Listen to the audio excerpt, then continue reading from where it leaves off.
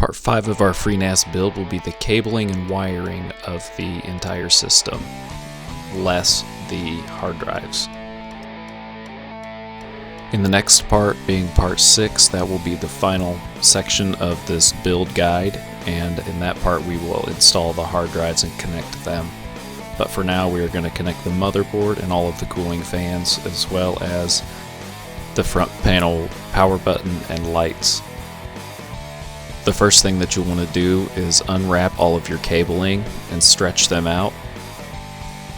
It makes it a lot easier if you pull your cables out and separate them all so you can see what you're working with.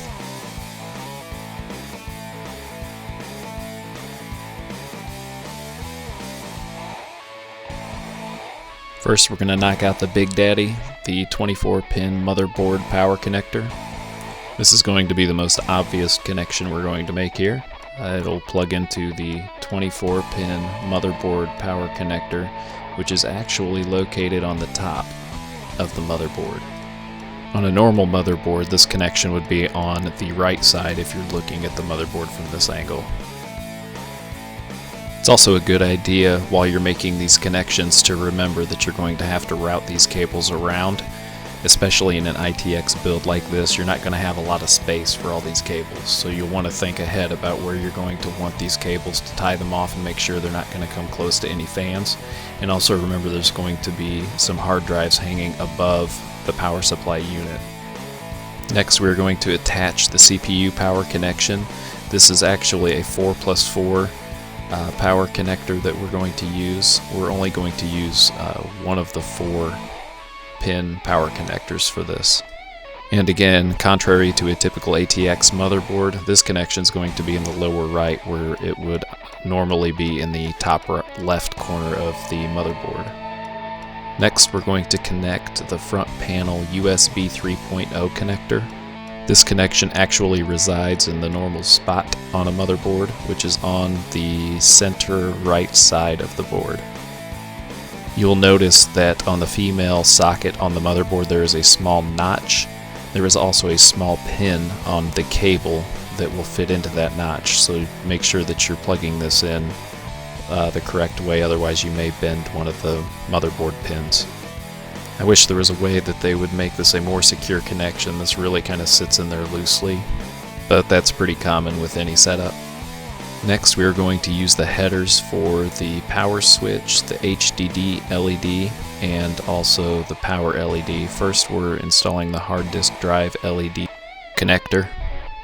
You'll notice on the small diagram in the bottom left corner that the HDD LED connector goes in the bottom right corner of the header. Next are the power LEDs. This will be the blue light that comes on when your computer is on. If you really want to keep your build a low profile build, you don't need to actually connect either of these last two connections. This one will just let you know that your computer is on, and the hard drive LEDs will let you know when the disks are being accessed. The hard drive LED is white. Again, pay attention to the diagram. The hard drive LEDs will be in the top left, and next we're going to connect the power switch, which of course this is going to be necessary to power on your computer. This particular connection will be located on the bottom left corner of the header.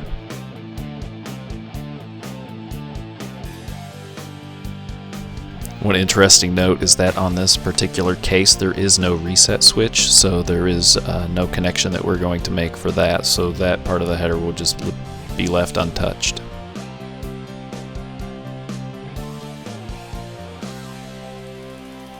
Next, we're going to connect the CPU cooling fan. You'll need to unravel and unclip the cable from the CPU cooler. It's also very important to remember here to make sure that that wire does not come in contact with the fan blades, otherwise it may stop the fan from spinning and cause your CPU to overheat. When connecting this fan to the motherboard, make sure that you connect it to the CPU PWM fan header. This is important to do to make sure that the fan speeds fluctuate with the temperature of the CPU itself. The fan connection will only fit one way. There is a small clip on the motherboard that will fit in the notch of the fan connector. We are going to continue on installing fans, and we are going to connect the 3 case fans to the fan controller that is on the back of the case. There is a 3-way splitter for the power of the fans. The great thing about this fan controller on the back is that you can change the fan speed of your fans on the fly.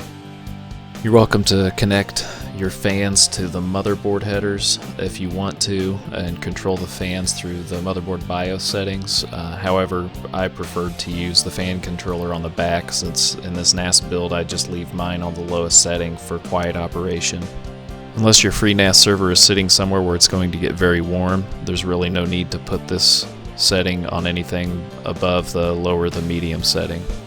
You will notice with 3 hard drives in your setup, your temperatures are going to stay pretty cool. Now if you've got 6 hard drives in here running, that temperature may go up. You may want to monitor your motherboard and CPU and hard drive temperatures if you have 6 full-size 3.5-inch hard drives installed. I've not had the need to put 6 in here yet, so I haven't been able to test that myself. I would imagine the temperatures would be fine, but you may want to check that if you do have 6 drives installed. Now that we have the fans connected, it's time to connect our Molex power connector to power these fans. When connecting your fans to the splitter, it makes no difference which cable you connect them to. All the fan controller does is regulate the voltage at which the fans will receive power. Therefore, it will also control the speed at which the fans spin, but we have to send the power to the controller, which is why we are connecting this Molex connector to it. If you've ever worked with Molex power connectors before, they are a royal pain. Sometimes they won't line up correctly, sometimes they're loose, and sometimes you can bend the connections, so be careful when you're connecting these and pay attention to what you're doing and make sure the wires are all lined up with one another.